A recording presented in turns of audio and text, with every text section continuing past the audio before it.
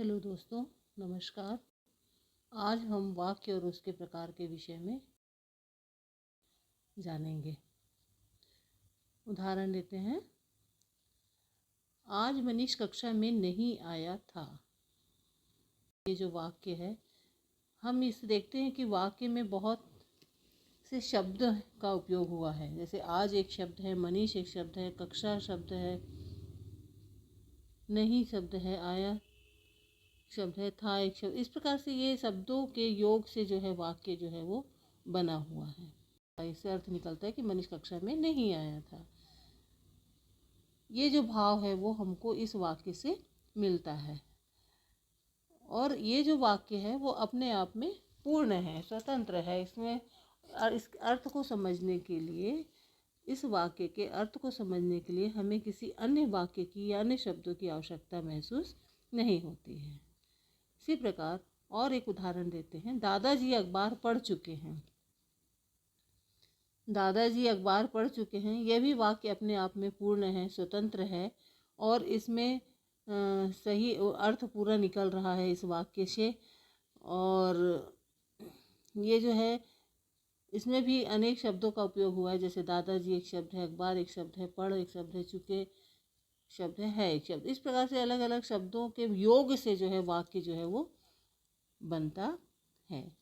तो मुख्य तीन बातें हमको इस वाक्य में दिखाई देती है कि वाक्य जो है वो शब्दों के योग से निर्मित होते हैं।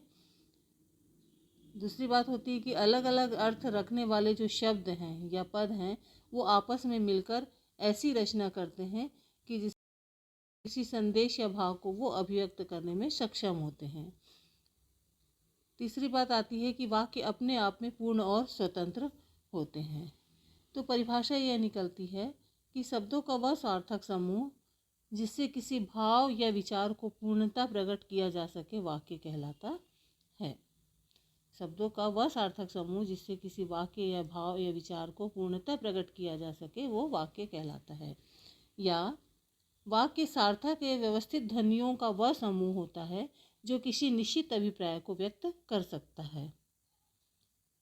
वाक्य की रचना विभिन्न पदों पदबंधों से होती है तथा सभी पदबंध व्याकरणिक नियमों से बंधे होते हैं। व्याकरणिक नियमों से कैसे बंधे रहते हैं?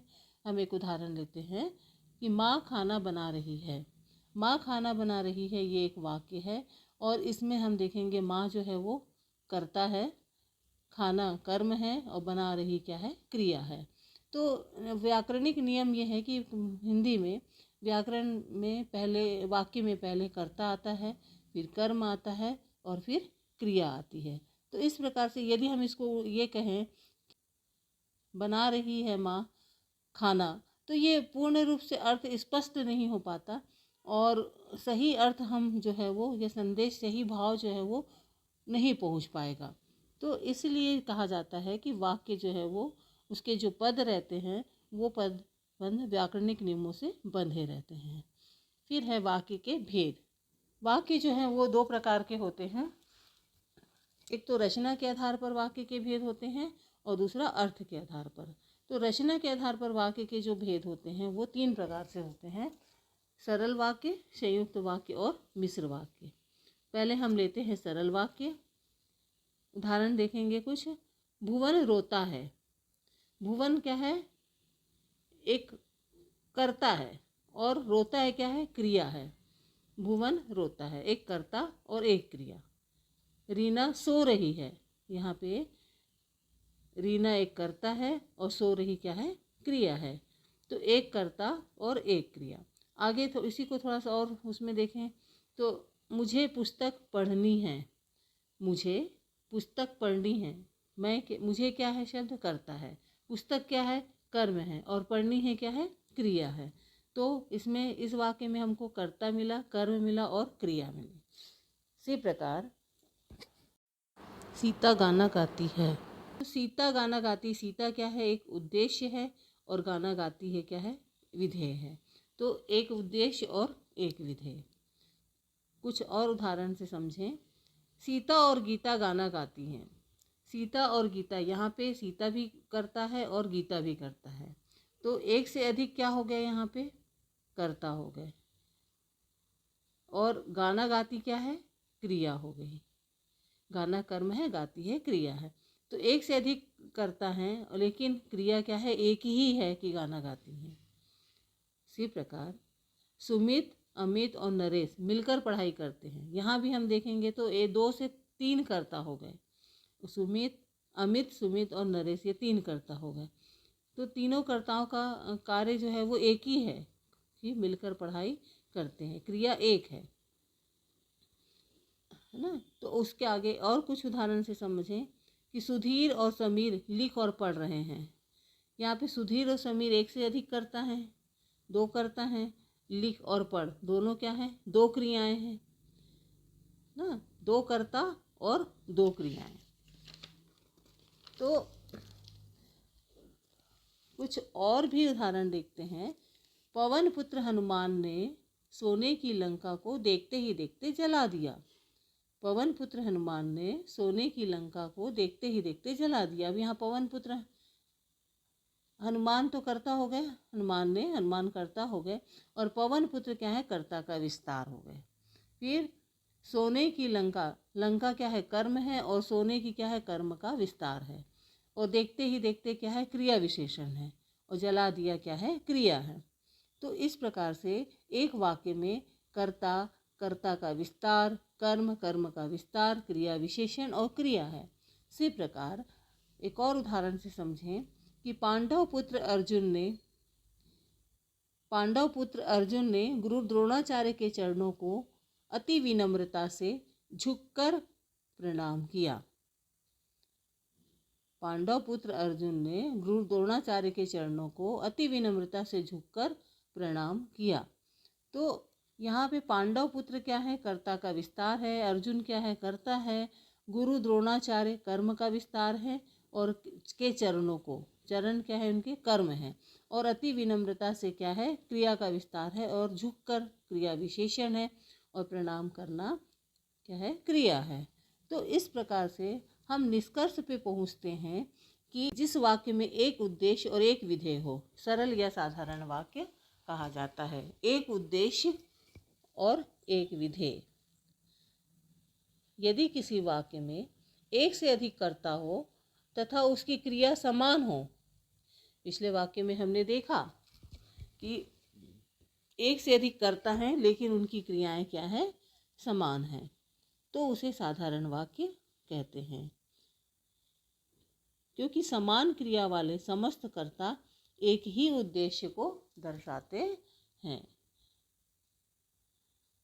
यदि किसी सरल वाक्य में एक से अधिक क्रिया हो लेकिन क्रियाओं का कर्ता एक हो, सभी को एक ही विधेय माना जाता है।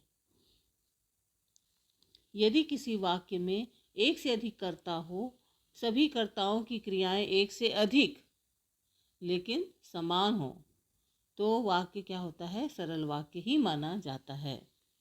समान क्रिया करने वाले समस्त कर्ताओं को एक ही उद्देश्य और समान कर्ताओं वाली समस्त क्रियाओं को एक ही विधेय माना जाता है। तो परिभाषा निकलती है कि जिस वाक्य में एक उद्देश्य और एक विधेय हो, सरल वाक्य कहा जाता है। फिर है संयुक्त वाक्य, जिस समझते हैं। मोहन ने बंसी बजाई और गोपियां बंसी सुनने लगी। मोहन ने बंसी बजाई एक वाक्य है, और ये वाक्य अपने आप में पूर्ण लगता है। मोहन ने बंसी बजाई, इस और गोपियां बंसी सुनने लगी, यह भी अपने आप में स्वतंत्र वाक्य है। इस वाक्य के अर्थ को समझने के लिए हमें किसी अन्य वाक्य की आवश्यकता या अन्य शब्दों की आवश्यकता महसूस नहीं होती है। तो 2 वाक्य हैं इसमें, और दोनों वाक्य अपने आप में क्या हैं, स्वतंत्र हैं। और यहाँ पे और समुच्चय बोधक अवयव जो है वो लगा हुआ है, वो और। इसी प्रकार आप खाना खाएंगे या नाश्ता, आप खाना खाएंगे ये वाक्य अपने आप में स्वतंत्र है, और नाश्ता करेंगे ये अपने आप में स्वतंत्र है। तो 2 वाक्य हैं, दोनों वाक्य अपने आप में स्वतंत्र है, और यहाँ पे हमने या जो शब्द है वो समुच्चय बोधक अवयव जो है वो लगाया है। आगे है, आप आइसक्रीम लेंगे या कॉफ़ी लेंगे।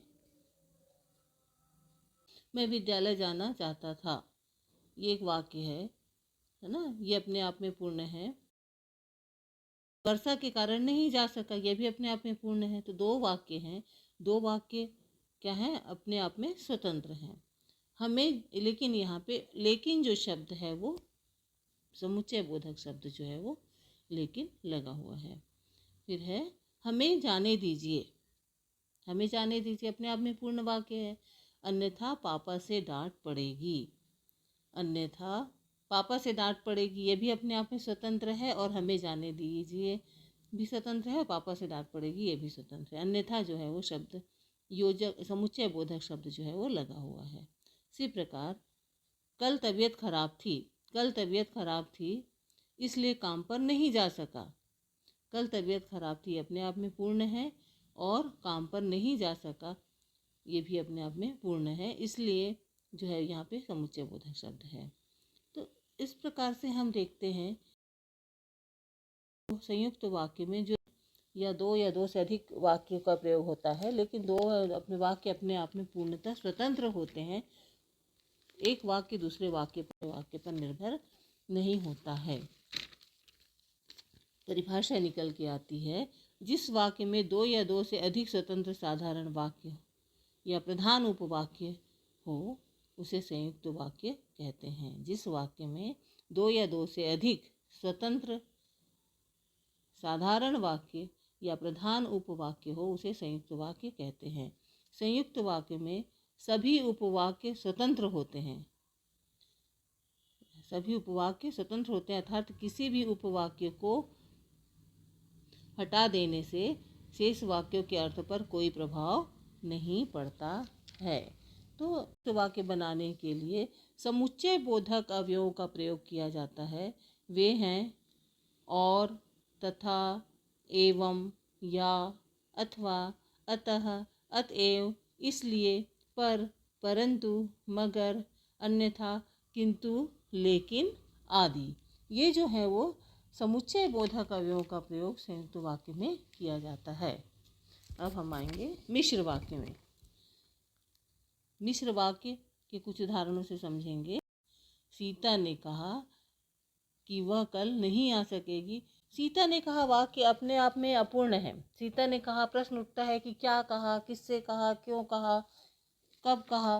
तो सीता ने कहा एक वाक्य है, प्रधान वाक्य है, लेकिन ये अपने आप में अपूर्ण है। इस वाक्य के अर्थ को समझने के लिए, पूर्ण अर्थ को समझने के लिए हमें इससे आगे भी समझना होगा कि वह कल नहीं आ सकेगी। क्या कहा उसने कि वह कल नहीं आ सकेगी। तो ये जो वाक्य है दूसरा, वह नहीं आ सकेगी, ये आश्रित वाक्य है। तो एक प्रधान उपवाक्य रहता है और दूसरा आश्रित उपवाक्य होता है, जो कि एक वाक्य दूसरे वाक्य पर निर्भर होता है। जब तक कि उस वाक्य कोई भी एक वाक्य अपने आप में पूर्ण नहीं होगा, प्रधान वाक्य आश्रित वाक्य पर निर्भर होगा। सीता ने कहा इस बात पर निर्भर है कि वह कल नहीं आ सकेगी। तो मिश्र वाक्य में यहाँ पे की जो है वो शब्द लगा हुआ है ना। नाना जी ने बताया कि जो लड़की हमें कल मिली थी, नाना जी ने बताया कि जो लड़की हमें कल मिली थी वह एक मंत्री की बेटी है। अब नाना जी ने क्या बताया, ये भी अपने आप में पूर्ण नहीं है। ये क्या है, प्रधान वाक्य है कि नाना जी ने बताया, लेकिन क्या बताया, ये जब तक हम आगे वाक्यों को नहीं पढ़ेंगे तब तक हमें समझ में अर्थ नहीं आएगा। तो एक वाक्य दूसरे वाक्य पर आश्रित होता है, वह मिश्र वाक्य होता है। जैसे लड़की हमें कल मिली थी, वह एक मंत्री की बेटी थी। ठीक है, और उदाहरण देखते हैं। तुम अपना उपचार कराओ, तुम अपना उपचार कराओ। क्या उपचार कराना है, क्या उपचार कराना है ना। तो तुम अपना उपचार कराओ, ये प्रधान वाक्य है। ताकि ठीक हो सको, ये आश्रित वाक्य है। उपचार कराएंगे तभी तो क्या होंगे, ठीक होंगे। इसलिए प्रधान वाक्य उपचार कराना हुआ और दूसरा आश्रित वाक्य है जो ठीक हो सको, ये आश्रित वाक्य है। तो जैसे ही मैं स्टेशन पहुंचा, रेलगाड़ी छूट चुकी थी।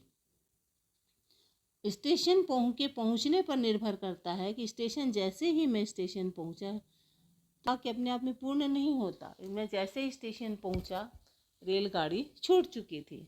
तो स्टेशन पहुंचने पर रेलगाड़ी का छूटना निर्भर करता है। तो ये आश्रित वाक्य हुआ, रेलगाड़ी छूट चुकी थी। तुम तो ऐसे झगड़ रहे हो मानो यह पूरा मोहल्ला तुम्हारा ही खरीदा हुआ है। तो तुम तो ऐसे झगड़ रहे हो, ऐसे शब्द आ गया। अब मान लीजिए रहता कि तुम तो झगड़ रहे हो, तो ये अपने आप में पूर्ण वाक्य होता, लेकिन तुम तो ऐसे झगड़ रहे हो, ये वाक्य अपने आप में पूर्ण नहीं है। ये आश्रित है। किस पर आश्रित है? अगले उस वाक्य पर आश्रित है कि ये मानो पूरा मोहल्ला तुम्हारा ही खरीदा हुआ है। तो एक प्रधान वाक्य है और दूसरा आश्रित वाक्य है। पिछले वर्ष जब हम मुंबई में मिले थे, ये वाक्य जो अपने आप में क्या है? प्रधान वाक्य है। तब तुम इतने मोटे नहीं थे, ये इस बात पर निर्भर करता है कि तुम मोटे उस समय नहीं थे, ये बात बताना चाहता है। तो ये आश्रित वाक्य है। आप परिश्रम नहीं कर रहे, इसलिए आपकी सफलता पर मुझे शंका है। आप परिश्रम नहीं कर रहे हैं, इस बात पर निर्भर कर रहा है कि आपकी सफलता पर मुझे शंका है। परिभाषा निकलती है जिस वाक्य में एक प्रधान उपवाक्य हो, जिस वाक्य में एक प्रधान उपवाक्य हो और एक या एक से अधिक आश्रित उपवाक्य हो, उसे मिश्र वाक्य कहते हैं। मिश्र वाक्य बनाने के लिए व्याधिकरण समुच्चय बोधक उपयोग का उपयोग किया जाता है। व्याधिकरण समुच्चय बोधक, व्याधिकरण समुच्चय बोधक है वो इसलिए, इस कारण, क्योंकि, चूंकि, जिसे, जिनको, जिन्हें, ताकि, जिससे, मानो, यानी, अर्थात, यहाँ तक कि, यद्यपि, तथापि, जो, तो, जब, तब, जब, जैसा, वैसा, चाहे, तो भी, ये इत्यादि जो है वो व्याधिकरण समुच्चय बोधक अवयव का प्रयोग मिश्र वाक्य बनाने के लिए किया जाता है। देखेंगे, सही विकल्प चुनकर उत्तर लिखना है। पहला है, दीपक जला और अंधेरा नष्ट हुआ। दीपक जला और अंधेरा नष्ट हुआ। क बताना है संयुक्त वाक्य, ख संकेत वाक्य, ग विधानवाचक और घ मिश्र। तो और योजक शब्द लगा है और दीपक जल अपने आप में स्वतंत्र है और अंधेरा नष्ट हुआ ये अपने आप में स्वतंत्र, इसलिए ये संयुक्त वाक्य हुआ। रचना या बनावट की दृष्टि से वाक्य का भेद नहीं है। रचना क सरल, ख मिश्र, ग समूह और घ संयुक्त। तो समूह जो वाक्य है वो वाक्य का भेद नहीं है। फिर थर्ड है, जो मेहनत करते हैं वे छात्र हमेशा सफल होते हैं। जो मेहनत करते हैं वे छात्र हमेशा सफल होते हैं है वाक्य है संयुक्त, संकेतवाचक, मिश्रित और सरल। तो ये है मिश्र वाक्य है, इसे मिश्रित भी कहते हैं। जो मेहनत करते हैं वो हमेशा सफल होते हैं। मेहनत करते हैं ये निर्भर करता है सफल होने पर। तो रोहन अगला है, रोहन गाना गाता है। रचना के आधार पर वाक्य का भेद है। रोहन गाना गाता है, रचना के आधार पर वाक्य का भेद है सरल, संयुक्त, मिश्र और समूह। तो सही उत्तर होगा ये सरल, क्योंकि इसमें एक कर्ता और एक क्रिया या एक उद्देश्य और एक विधेय है।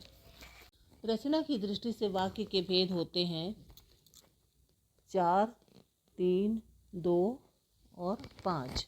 तो सही उत्तर होगा 3, सरल, संयुक्त और मिश्र वाक्य। धन्यवाद।